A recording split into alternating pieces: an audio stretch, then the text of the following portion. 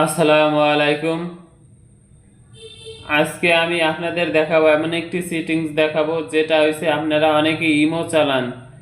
আপনারা কম বেশি সবাই ইমো চালাই, কিন্তু আসলে আমাদের ইমোটা অন্য কেউ যদি নাম্বারটা দিয়ে তাদের ফোনে লগ ইন করে, আমরা এটা কিভাবে চেক করব এবং সেই বিষয়টাই আজকে আমি আপনাদের দেখাবো, যাতে করে আপনার ইমো নাম্বারটা অন্য কেউ না চালাতে পারে। অথবা আপনি অনেক সময় আছে আপনার ইমো নাম্বারটা সে দুষ্টামি করে নিয়ে গেল এবং তারপরে আপনি যার সাথে কথা বলেন অথবা কোনো কিছু করেন, আপনার সকল ডকুমেন্টস সে নিয়ে যাচ্ছে।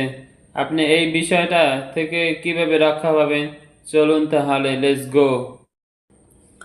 আপনারা সবার আগে আপনাদের যে ইমো অ্যাপসটি আছে, এই ইমো অ্যাপসটির ভিতরে একটি ক্লিক করুন।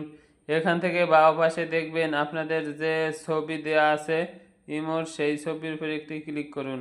এখান থেকে সিকিউরিটি অ্যান্ড প্রাইভেসি এখানে একটি ক্লিক করুন।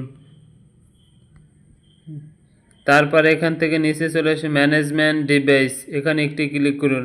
আর আপনি এরপরে দেখতে পারবেন আপনার ডিভাইসটি কোন কোন ডিভাইসে অ্যাক্টিভ করা আছে। আমার এখানে একটি ডিভাইসে অ্যাক্টিভ করা আছে, তাই একটি ডিভাইস দেখাচ্ছে।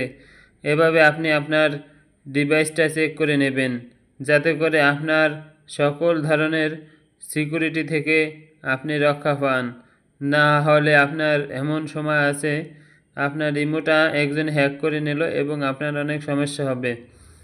ভিডিওটা যদি ভালো লাগে থাকে তাহলে আমার সাথেই থাকুন। ধন্যবাদ।